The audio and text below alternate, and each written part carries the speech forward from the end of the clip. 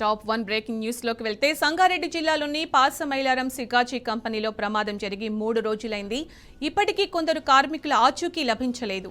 బాధిత కుటుంబ సభ్యులు కంపెనీ ముందు ఆందోళనకు దిగారు. తమ వారి గురించి సమాచారం ఇవ్వడం లేదని మండిపడ్డారు. అటు డిఎన్ఏ రిపోర్ట్ ఆధారంగా మృతదేహాలను కుటుంబ సభ్యులకు అప్పగిస్తున్నారు.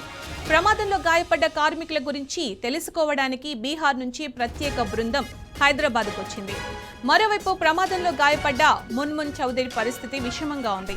పటాన్చెరులోని ధృవ ఆసుపత్రిలో అతన్ని చూడగానే మామ బీరేందర్ చౌదరి ఒక్కసారిగా కుప్పకూలాడు. దీంతో ఆయన్ను అదే ఆసుపత్రిలో చేర్పించగా ధృవ ఆసుపత్రి ఏకంగా 75,000 బిల్లు వసూలు చేసింది. దీంతో కుటుంబ సభ్యులు ఆసుపత్రి దగ్గర ఆందోళనకు దిగారు. మరోవైపు రాష్ట్ర ప్రభుత్వం నియమించిన నిపుణుల కమిటీ పేలుడు ఘటనపై సమగ్ర దర్యాప్తు చేస్తోంది.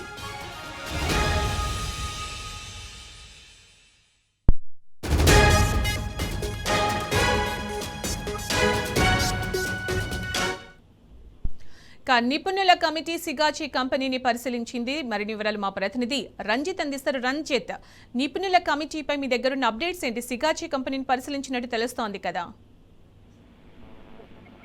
సునీత, దాదాపు అంటే 3 రోజుల్లో వచ్చేసి సిగాచి కంపెనీలో చనిపోయిన వ్యక్తులు ఎవరైతే ఉన్నారో దానిపైన వచ్చేసి శిథిలాల వచ్చేసి దర్యాప్తు అనేది పూర్తిగా అయిపోయింది. కానీ దాదాపు 11 మంది యొక్క ఆచూకీ అనేది ఇప్పటి వరకు తెలియలేదు. ఏదైతే చనిపోయిన వ్యక్తులు ఏదైతే ఉన్నారో అంటే ప్రభుత్వ ఆదేశాల ప్రకారం 38 మంది చెప్పారని చెప్పారు. దాని ప్రకారం కూడా ఇప్పటి వరకు కూడా 20 మంది యొక్క మృతదేహాలు డిఎన్ఏ ద్వారా వాళ్ళ కుటుంబ సభ్యులకు అప్పచెప్పారు. ఇంకా మిగిలిన 18 మృతదేహాలు ఉన్నా అవి కూడా ఇప్పటికి కూడా వెయిట్ చేయాల్సిన పరిస్థితి ఉన్నాయి. డిఎన్ఏ వస్తువులనే ఇంకా పూర్తి కాలేని పరిస్థితి కనబడుతుంది. దాంతో పాటుగా ఇప్పటికే ఏదైతే సంఘటన స్థలం ఉందో సంఘటన స్థలంలో గత 3 రోజుల క్రితము జస్టిన్ అనే ఒక వ్యక్తి 3 రోజుల క్రితం జైన్ అయిన 2 రోజులకి వచ్చేసి ఈ ప్రమాద ఘటన జరగడంతో ఇప్పటికీ అతను ఆచూకీ తెలియదని చెప్పేసి అతని యొక్క తండ్రి రామదాస్ అనే వ్యక్తి కూడా రాయితో వచ్చేసి తలపాలు కొట్టుకున్న పరిస్థితి అనేది ఉంది.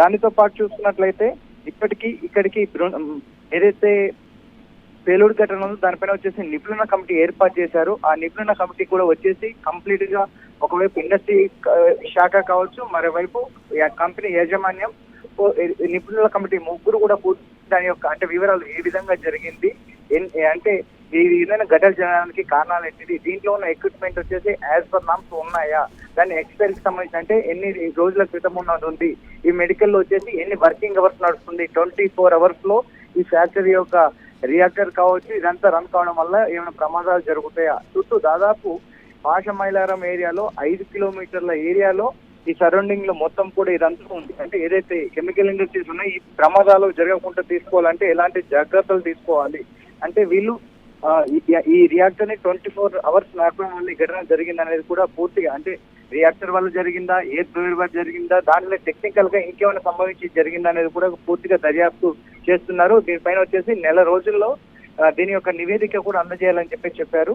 దాంతో పాటుగా ఏదైతే ఇక్కడ చనిపోయిన వ్యక్తులు ఉన్నారో అంటే వాళ్ళని ద్రోణ ఆసుపత్రిలో మన్మోహన్ చౌదరి అనే వ్యక్తి అయితే చనిపోయాడు. అంటే క్షేత్రాత్రలో ట్రీట్మెంట్ చేస్తుంటే అతని వద్ద చూడడానికి వచ్చిన వ్యక్తి వీరేందర్ చౌదరి అనే వ్యక్తి కూడా అస్వస్థకు గురయ్యాడు. అతన్ని ట్రీట్మెంట్ కోసం వచ్చేసి ధృవ హాస్పిటల్ అడ్మిట్ అవుతే ఒకే రోజుకు 75,000 రూపాయలు వసూలు చేసే పరిస్థితులు కూడా కనబడుతున్నాయి. దాంతో అక్కడ చుట్టుపక్కల ప్రాంతాల వాళ్ళు కూడా అందరూ అయోమయంలో ఉన్నారు. అంటే అసలు ఈ ట్రీట్మెంట్ సంబంధించినది ఇప్పటికీ కూడా రాష్ట్ర ప్రభుత్వం కూడా ఎలాంటిది కూడా అంటే ఆర్థికంగా 1,00,000 రూపాయలు మాత్రమే వాళ్ళకి సపోర్ట్ చేస్తామని చెప్పారు తప్పితే ప్రభుత్వం నుంచి ఈ రోజుకి నష్టపరిహారం రాలేదని ఓన్లీ సిగాచి కంపెనీ వాళ్ళు మాత్రమే 1 కోటి రూపాయలు ఏదైతే నష్టపరిహారం చెల్లిస్తాం, దాంతో పాటు కుటుంబ సభ్యులకు ఉద్యోగాలు కావచ్చు వాళ్ళ కుటుంబ సభ్యుల మంచి చెడులు కూడా తీసుకుంటామని చెప్పిన పరిస్థితులు కనబడుతున్నాయి. సుంత అలాగే ధృవ ఆసుపత్రి దగ్గర అంటే మున్మున్ చౌదరికి ఆరోగ్యం బాగాలేదని చేర్పిస్తే వాళ్ళ మేనమామ వస్తే అతన్ని కూడా అక్కడ చేర్పించడం జరిగింది. ఆ ఆసుపత్రి యాజమాన్యం కూడా చాలా భారీ ఎత్తున ఫీజులు వసూలు చేసిందని కూడా వాళ్ళు ఆందోళన చేస్తున్నట్టు తెలుస్తోంది కదా రంజిత్.